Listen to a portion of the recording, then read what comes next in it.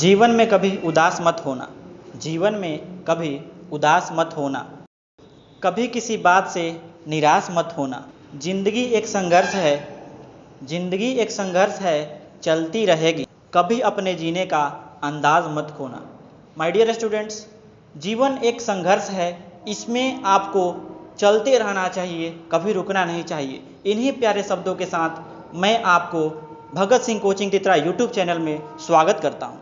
आज के इस वीडियो में हम क्लास 12th की एक बहुत ही मज़ेदार कविता के बारे में अध्ययन करेंगे, जो कविता परीक्षा में हमेशा आता है और महान कवि के द्वारा लिखा गया कविता है। तो आइए हम अपने बोर्ड के स्क्रीन पे चलते हैं। हमारा जो कविता है उस कविता का नाम है द सोल्जर, सैनिक। कविता की थीम है सैनिक। अपने देश की सेना के बारे में बताई गई है इस कविता में, और वो कविता द सोल्जर है, उसके राइटर हैं रूपर्ट ब्रूक। इन्होंने अपने बारे में बताया है, जो कि एक सेना के एज अ हीरो रोल किए हैं, अपनी सेना के बारे में बताए हैं, अपने देश की सेना के बारे में चर्चा किए हैं। रूपर्ट ब्रूक का जन्म इंग्लैंड में हुआ था और वो भी 1887 ईस्वी में इनका जन्म इंग्लैंड में हुआ था। इनकी मृत्यु 1915 में हुई थी और उनको वार हीरो के रूप में संबोधित किया जाता है। ठीक है, वो एक सेना थे, वो एक सोल्जर थे और अपने देश की सैनिक के रूप में काम किए थे। तो सेना अपने देश के लिए कुछ भी कर सकता है, मर सकता है, मिट सकता है, अपने देश के लिए अपनी जान गंवा सकता है। वहीं द सोल्जर का थीम है, रूपर्ट ब्रूक कहना चाहते हैं कि हम अपने देश के लिए कुछ भी कर सकते हैं, चाहे हमें जान भी देना पड़े तो अपना जान भी दे सकते हैं। तो आइए अब हम इस चैप्टर की समरी देखें। तो हमारे इस पोएम के माध्यम से जो रूपर्ट ब्रूक हैं, कवि हैं, वो एक्सप्रेस कर रहे हैं अपनी भावनाओं को, अपने अंदर की जो फीलिंग है, वो एक देश के सैनिक होने के नाते वो ये बताना चाहते हैं कि हमें अपने देश से कितना लगाव होता है, हमें अपने देश से कितना प्रेम होता है एक सेना को।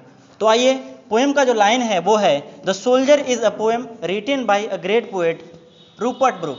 द सोल्जर जो है वह एक कविता है जो एक महान कवि रूपर्ट ब्रूक के द्वारा लिखा गया है। He is a war poet and this poem is a war poem. ये जो कवि हैं वो एक वार पोएट हैं, यानी युद्ध वाले कवि हैं, ठीक है ना। और जो कविता है वो एक वार पोएम है, ठीक है ना। इन दिस पोएम, इस कविता में Rupert Brooke expresses his feelings for his country England. वो एक इंग्लैंड के कवि हैं, इंग्लैंड के व्यक्ति हैं और इंग्लैंड के सेना में भर्ती हैं, तो इसलिए वो अपनी जो भावना है वो अपने देश इंग्लैंड के प्रति दिखा रहे हैं, ठीक है। He is a soldier in first world war and he says that if I die in the battle ground of foreign land then where there I will be buried that land will be always be of England. यानी ये कह रहे हैं कि वो प्रथम विश्व युद्ध के एक कवि थे, प्रथम विश्व युद्ध में इन्होंने हिस्सा लिया था।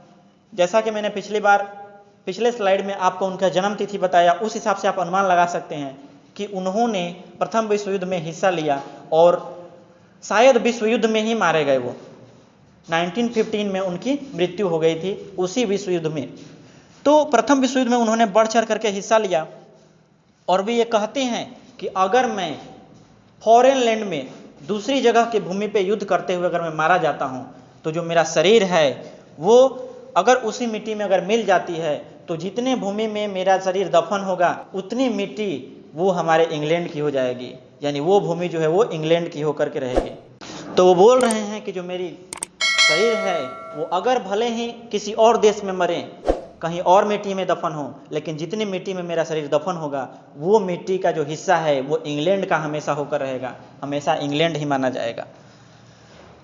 ही has no fear that he will die. उन्हें कोई डर नहीं है कि वो युद्ध भूमि में मारे जाएंगे, उन्हें कोई डर नहीं है कि वो मर जाएंगे, लेकिन this is why he is sad as real hero और वार हीरो। इसलिए उन्हें एक रियल हीरो के रूप में देखा जाता है और वार हीरो के रूप में देखा जाता है।